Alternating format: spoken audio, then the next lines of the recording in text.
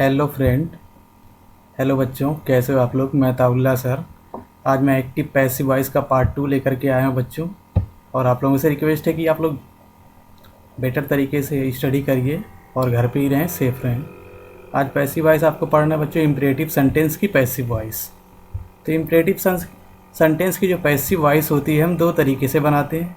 पहला जो यूज़ है हम करते हैं डायरेक्ट वे का यूज। दूसरा जो यूज है हम करते हैं इनडायरेक्ट वे का यूज। अब डायरेक्ट वे में क्या है, डायरेक्ट वे में हम रूल लगाते हैं। जैसे रूल है आपका let object plus verb, let object plus B plus verb का थर्ड फॉर्म, ये आपका हो जाएगा। जबकि इनडायरेक्ट वे में जो आपका रूल है वह है, जबकि इनडायरेक्ट में बच्चों आपका जो रूल है यू आर प्लस सेंस, यानी सेंस ये भाग होता है जो वर्ब के पे डिपेंड होता है। उसके बाद टू प्लस होल सेंटेंस, यानी पूरा वाक्य वैसे ही रख देंगे। अब चलते हैं कुछ जनरल रूल की तरफ। एक्टिव वॉइस जो इम्परेटिव सेंटेंस की होती है हमेशा वर्ब का फर्स्ट फॉर्म ऑब्जेक्ट या फिर कभी कभी ये वर्ब के फर्स्ट फॉर्म से स्टार्ट होती है। पैसिव वॉइस में यूज करेंगे आप हमेशा थर्ड फॉर्म, और इसमें कुछ शॉर्ट फॉर्म दिए गए हैं। ओ फॉर ऑब्जेक्ट आपका होगा, S for subject, V for verb, और थ्री का मतलब है third form of the verb. तो चलिए स्टार्ट करते हैं इनडायरेक्ट वे में बाय यूजिंग लेट, जो यहाँ पे लेट दिया है। तो रूल इसका है बच्चों let object plus B plus verb का थर्ड फॉर्म। एग्जाम्पल है इसका एक्टिव वॉइस में कॉल ए डॉक्टर। तो यहाँ पे ए डॉक्टर जो है ऑब्जेक्ट है, इसकी पैसिव वॉइस आप बनाएंगे जब तक ये हो जाएगा आपका let a doctor be called. फिर दूसरी पैसिव एक्टिव वॉइस है डू इट। ये इस साल यूपी टेट की एग्ज़ाम परीक्षा में भी आया हुआ था, तो आप लोग थोड़ा ध्यान से पढ़िए जो कुछ आपको पढ़ाया जाए। इसकी पैसिव वॉइस होगी लेट इट बी डन। अब चलते हैं बाय यूजिंग डायरेक्ट वे में। क्या है, डायरेक्ट में आपको बताया गया है कि सेंस के आधार पे, यानी इम्परेटिव सेंटेंस का जो वर्ब होगा उस वर्ब के सेंस के आधार पे हम यूज करेंगे। यूज करने से पहले आपको जनरल नोटिस पढ़ लीजिए। Remove request word.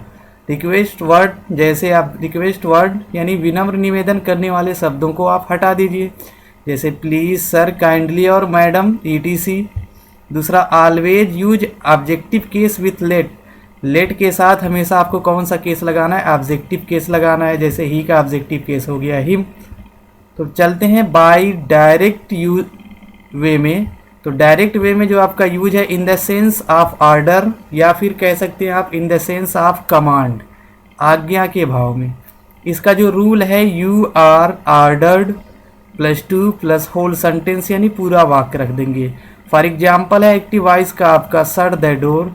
तो पैसिव वॉइस आप इसकी बना देंगे you are ordered to shut the door. आप यहाँ पे देखेंगे shut the door active voice का आपने वैसे ही रख दिया है, क्योंकि रूल में आपको बताया गया होल सेंटेंस आप वैसे ही लिख देंगे। फिर दूसरी कंडीशन इसकी ये है in the sense of advice. In the sense of advice में क्या है बच्चों, कि किसी को सलाह दिया जाए, या हम कह सकते हैं इसको इन द सेंस ऑफ सजेशन। इसमें क्या होता है, कोई व्यक्ति किसी दूसरे व्यक्ति को सलाह देता है। हमेशा इम्परेटिव सेंटेंस में कोई भी जो सब्जेक्ट होता है वह हमेशा सेकंड पर्सन होता है। इसका जो रूल है you are ordered plus to plus whole sentence, यानी पूरा वाक्य। अब एक एग्जांपल के थ्रू इसको समझते हैं। एक्टिव वॉइस टेक मेडिसिन, दवा ले लीजिए, सलाह दे रहा है कि दवा आप ले लीजिए। तो आगे बढ़ते हैं, इसकी पैसिव वॉइस देखिए आप लोग कैसे बन रही है।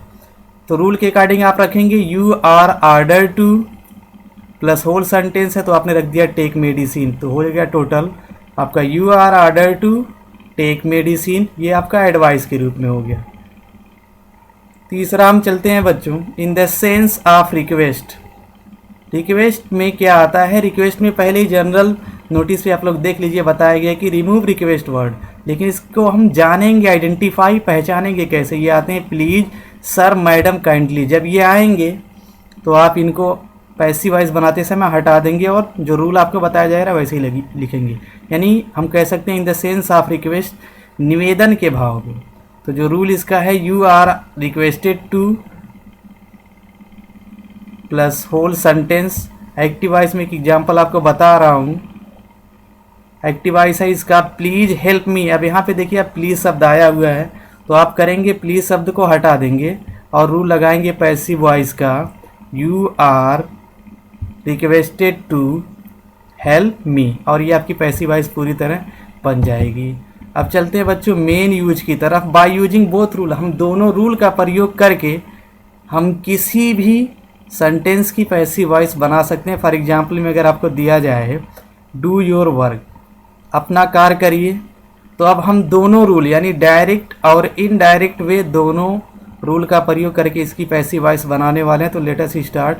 पैसिव वॉइस इसकी है let your book be done, ये आपका इनडायरेक्ट वे है। दूसरा आपका डायरेक्ट वे से रूल हम बनाते हैं, तो अगर देखें तो ये आर्डर दे रहा है कि अपना कार्य करिए, ये आर्डर है, तो you are order to do your work.